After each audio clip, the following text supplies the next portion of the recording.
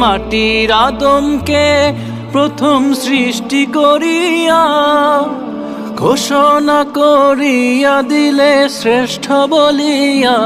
তুমি মাটির আদমকে প্রথম সৃষ্টি করিয়া ঘোষণা করিয়া দিলে শ্রেষ্ঠ বলিয়া।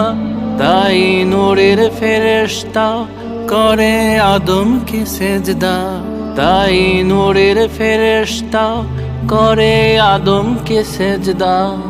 তুমি সবার চেয়ে দিলে মাটির মানুষকে সম্মান।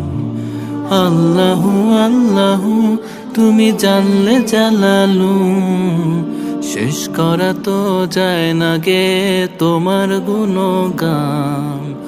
আল্লাহু আল্লাহু।